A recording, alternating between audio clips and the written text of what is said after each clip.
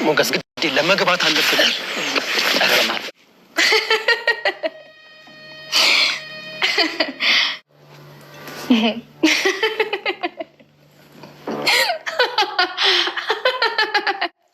ማን ነው ስልኩን የሰጠሽ?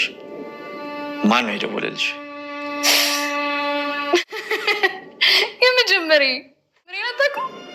የመጀመሪያ ማለት ማን ነው የመጀመሪያሽ? በጣም ነው የምወደው። የመጀመሪያ ነው ፍቅረኛዬ።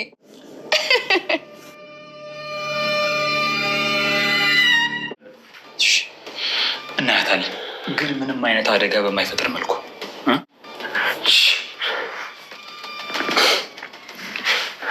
ኦኬ፣ ምን በቃ እኔ ዛሬ ሳላያት ማደር አልችልም። እሺ ታያታለህ።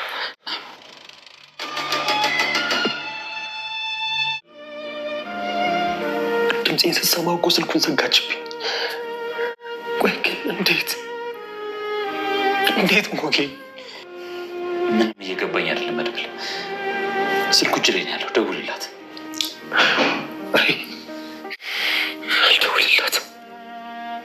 አልደውልላትም። መሄድ አለብኝ። ወዴት ሞጌ? ወደ መቃብር መሄድ አለብኝ። ምን ልታደርግ? እመጣለሁ፣ ግን ስለምትጠልቅ ዝናብ ስለሚዘንብ እኮ ነው ምድር የምትረሰርሰው። እዚህ ምድር ላይ አጋጣሚ የሚባል ነገር የለም። ስሟም ድምጿም ተመሳስለ በቃ እኮ። ስለዚህ ምን ይሆን ነው የምትለው? ወይ መቃብሯን መክፈት አለብን፣ ወይ ደግሞ የተዘጉ የአክሊሉ በሮችን መክፈት አለብን። ግድ የለ፣ ትደውላለች። ዘግቷል እኮ ስልኳ ዘግቷል። እንዴት ብላ ትደውላለች?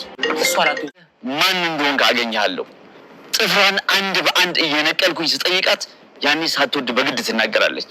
መጨረሻም አሁን ላይ እንግዲህ የተስፋ ጭላንጭል እያየች ነው። ለህይወቷ እስከ ዛሬ ድረስ ራሷን ለማጥፋት ለመሞት ብዙ ነገሮች ስታደርግ የነበረችው ሰው አሁን ግን የራሷን የህይወቷን እንዴት ማርዘም እንዳለባት ምናልባትም ነገ ሌላ ቀን ነው ብላ እንድታስብ አድርጓታል ማለት ነው። ቤተሰቦቻችን ይሄንን እንግዲህ ይሄን እንድታስብ ያደረጋት መድብልን በድምጹን ስለሰማችሁ ነው።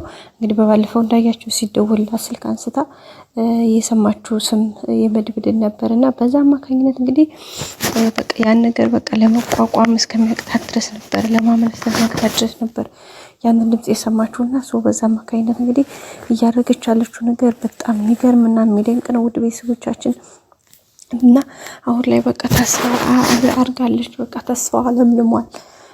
በቃ ነገ ሌላ ቀን ነው የሚለውን ነገር በቃ አሁን በሷ ልብ አስባለች ማለት ነው። ቤተሰቦቻችን በጣም ነው ደስ የሚለው። መድብልም እንዳያችሁት እንግዲህ ፍቅር ኃያል ነው ጋይስ። መድብል ጀግና ነው ታውቃላችሁ። እስካሁን ድረስ ለምንም ነገር የማይበገር በቃ አይኑን እንኳን ቢወጉት ምልስ የማይል ስለምንም ነገር ለሞት ለምንም አይነት ነገር የማይፈራ የማይጠረጥር ለምንም ነገር የማይደነግጥ ልቡ የማይደነግጥ ሰው ነው። አሁን ግን እንዳያችሁት በጣም በሚገርም ሁኔታ እንግዲህ በቃ እንዴት እንዳለቀሰ ለራሱ መልስ የለውም። በጣም ነው የደነገጠው። እንዴት እንዳለቀሰ ራሱ አይታችሁታል። በቃ እንባ ነበር የሆነ እንባውን መቆጣጠር እስከሚያቅተው ድረስ በቃ የሆነ ኃይል ፈንቅሎ የወጣው እስከሚመስል ድረስ ማለት ከሱ ውጭ የሆነ በቃ አይደለ የሆነ የማይታወቅ ኃይል የሆነ ፓወር ያለው ነገር ስሜት እስከሚሰማው ድረስ እንግዲህ ፈንቅሎት የወጣበት ታይም ነበር። እሱም በጣም ነው የተገረመው፣ ደንግጧልም። በቃ ምን አይነት ስሜት እየተሰማው እንደሆነ አላወቀውም። እንግዲህ ይህን ያክል ዓመት ገድያታለሁ ሞታለች ብሎ ያሰባትን ፍቅረኛውን ሰገንን ዛሬ ድምጿን ሰምቶ በተለይ ደግሞ ከሱ ድምጽ መስማት ባሻገር ደግሞ የእሷ ራሱ ማነህ ብላ የደነገጠችበት መንገድ በጣም ነበር የተገረመው። ለሱ ራሱ በጣም ግራ እስከሚያገባው ድረስ። ስለዚህ በዛ አማካኝነት እንግዲህ አሁን ላይ እሱ ራሱ በጣም ተስፋው ለምልሟል ማለት ነው። ቤተሰቦቻችን በቃ አይደለ ያኔ ግን እኮ እንደሞተች መቃብሯን አይቷል ምናምን እንግዲህ አይታችኋል። የድንጋጤው ራሱን መቆጣጠር የማቃቱ እንትን የምታዩት ምንድነው ሂዷል። እንግዲህ መቃብር ቦታ አካፋ ይዞ የሄደ ሰው ነው። አስባችሁታል? በጣም ከባድ ነው። በቃ በዚህ ልክ ነው እንግዲህ አእምሮ እንትን ያለው ማለት ነው። በቃ ከቁጥጥር ውጭ የወጣው ቤተሰቦቻችን እና ከዛ በኋላ ነው እንግዲህ አሁን ነገሩን እሷ ራሱ ድምፁን ከሰማች በኋላ በቃ አምላኬ እንግዲህ ካክሌሉ በቃ በህይወት እንዲሰነብት እንዲቆይ አንተ እርዳኝ እያለች ፈጣሪዋን እየለመነች ነው። ምክንያቱም በቃ አክሌሉ ይሄን ነገር ታያት ድጋሚ እንግዲህ አይታችኋል። ስልክ እጇ ላይ ስላገኘ በጣም ነው የደነገጠው፣ በጣም ነው የተናደደው። ከዛ በቃ ስልኩን ራሱ ማን የሰጠሽ የሰጣትን ሰው ለማወቅ ራሱ በቃ ይሁን በምን አይነት እንትን ውስጥ እንደነበረ አይታችሁታልና በጣም ነበረ የሚያስፈራው፣ በቃ የሚያስደነግጠው። የፊቱ ላይ ያሳየው ሪአክሽን በጣም ከባድ ነበረ። በተለይ ደግሞ በኋላ በቃ የራሱን አማራጭ ተጠቀም። እሷን ሲጠይቃት አልነግርህም አለችው። በጣም ነው ጎበዝ ናት እሷ ልጅቷ ታውቃላችሁ። በቃ ስለምንም ነገር አልነገረችውም። ልነግረውም ፈቃደኛ አይደለችም። እሱም እንድትነግረው ብዙ ነገር ቢያደርግም ቢያስፈራራት ምናምን ኧረ በጭራሽ ነው ያለችው። ከዛ መጨረሻ ላይ እንግዲህ ራሱን እንትን ተጠቀመ።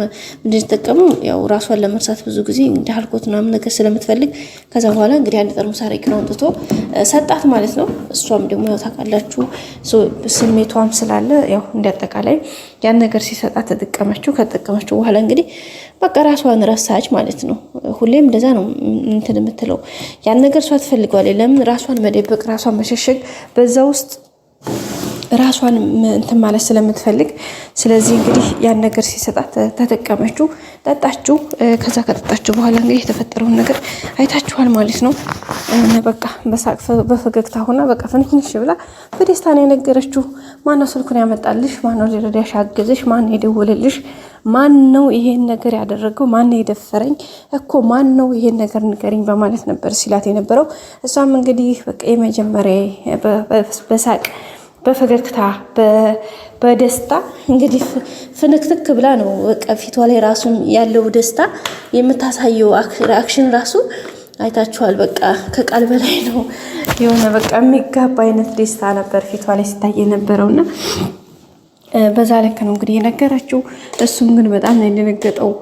ማለት የመጀመሪያ ስትይ ማን ነው እሱ አልገባኝም፣ ማን ነው እሱ ከየት ነው ሲላት እንግዲህ ነገረችው ማለት ነው። የመጀመሪያ ፍቅረኛ አታውቀውም እንዴ?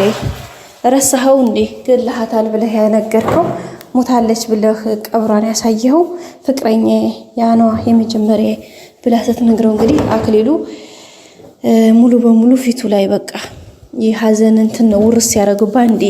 ምክንያቱም እንግዲህ ይህን ያክል ዓመታት ይህን ያክል ዘመን እንዴት ማን ነው በህይወቷን መኖሯን ማላቅ ይችላል እያለ ነበርና በጣም ነው የደነገጠው። በጣም ነው እንትን ያለው። ውድ ቤተሰቦቻችን በጣም ነው ከባድ ነው ያደረበት ራሱ አእምሮ ላይ ያሳደረው ነገር በቃ እንዴት ብዬ ልንገራችሁ። ምክንያቱም ከስንት ዘመን በኋላ ያው ከስር መተፈታቱን እሱም ሰምቷል። በነገራችን ላይ አክሊሉም ሰምቷል። ግን ቢሰማም ይሄን ነገር እንትን ማለቱን አልፈለገም ነበረ ማስረዳት ምናምን። ለእሷም መጀመሪያ ተፈቷል ምናምን ብሏት ነበር። በእርግጥ ግን እንደዛ ቢላትም የሆነው ነገር ሌላ ነው ማለት ነው። በጣም ነው የሚገርሙ ቤተሰቦቻችን፣ በጣም ነው የሚያሳዝነው። እንግዲህ በመጨረሻ ሰገን ተስፋ አድርጋለች። አሁን ላይ አምላኬ ይህን ያክል ጊዜ አቆየኸኝ አኖርከኝ ያለ ምክንያት አይደለም። ስለዚህ በቃ አሰንብተኸኛል አይደለ? አንተ መላ ስጠኝ፣ አለበለዚያ ደግሞ በቃ የህይወቴን ፍጻሜ ያሳየኝ እያለች ነው አሁን የምትገኘው። እንግዲህ እግዚአብሔር ይመስገን ስለ ሁሉም ነገር፣ የማያልፍ ነገር የለም። የሰው ልጅ ጤና ከሆነ ነገ ሌላ ቀን ነው። ግን አንዳንድ ጊዜያቶች ሲመጡ ሲጨልሙ የማይታለፉ ይመስላሉ እና ያልፋል ሁሉም ነገር እና እኔ ራሱ የተረዳሁት ነገር እሱ ነው። የሆነ አንዳንዴ ስቃዮች፣ መከራዎች ሲበዙ የሚመጡት ነገሮች ቻለንጆቹ ከባድ ሲሆኑ ምናልባትም የሆነ ከዛ ከሀዘን በኋላ የሆነ ደስታ እንደሚኖር ተስፋ አለና ያንን ለማሳየት ነው ብዬ አሰብኩኝ። ብቻ በጣም ደስ ይል ነበር ውድ ቤተሰቦቻችን። ከዛ በኋላ እንግዲህ አሁን እሷ በቃ በእንትን ብላለች። አክሊሉ ፊቱ ወዲያው ደም ነው የለበሰው። መድብልም ደግሞ ዛሬ ካልገባሁኝ ፊቷን ማየት አለብኝ ማግኘት አለብኝ እያለ ነው እንግዲህ። እሷ መሆኗን ካወቀ ጭራሽ በቃ ምን ሊፈጠር ይችላል? መድብል እንኳን አይደለም ለራሱ ለሱ ለሚወዳት ለዚች ለእንቁ ይሄን ያክል ዘመን ለታሰረላት በልቡ ላኖራት ፍቅረኛው ይቅርና ለማንም አልፎሃጅ በየቦታው በየቀየው ለማንም ራሱን ሲሆን የኖረ ሰው ነው። ስለዚህ እንኳን ለሷ ለሌላ ሰው ይተርፋል፣ እንኳን ለራሱ ማለት ነው። ስለዚህ እሱ ደግሞ ምንም ጥርጥር የለውም በቅርቡ ይስተካከላል ማለት ነው። ቤተሰቦቻችን ምንም ጥያቄ የለውም። እንግዲህ በቀጣይ አዲስ ደግሞ ምን ይፈጠር ይችላል፣ ሰገንና መድብል ሲገናኙ ምን አይነት ሪያክሽን ሊኖራቸው ይችላል የሚለውን በቀጣይ እንግዲህ ሁሉንም ነገር ይዘን የምንገኝ ነው የሚሆነው። እስከዛ ውድ ቤተሰቦቻችን እንግዲህ አክባሪዎቼ ውዶቼ እንግዲህ በእናንተ ነው እኔ እዚህ የደረስኩት ሰው። ስለዚህ አሁንም የእናንተ ላይክ፣ የእናንተ ሰብ፣ የእናንተ ላይክ፣ የእናንተ ሰብስክራይብ ለእኔ በጣም ትልቅ ዋጋ ስላለው ሼር፣ ላይክ፣ ሰብስክራይብ ማድረጋችሁን አሁንም አይረሳ። ያው ጀስት እንግዲህ እንደማስታወቂያ ነው። እኔ በድምፄ ሀሳቤ ስሰጥ እናንተ ደግሞ በጽሁፍ ኮሜንት ላይ ሀሳብ መስጫው ላይ አስቀምጡልኝ። ስለዚህ እንደዚህ እያደረግን ዘና እያልን እንቆያለን። በቀጣይ አዲስ ነገር እስከምንገናኝ መልካም ጊዜ። ወዳችኋለሁ። ባይ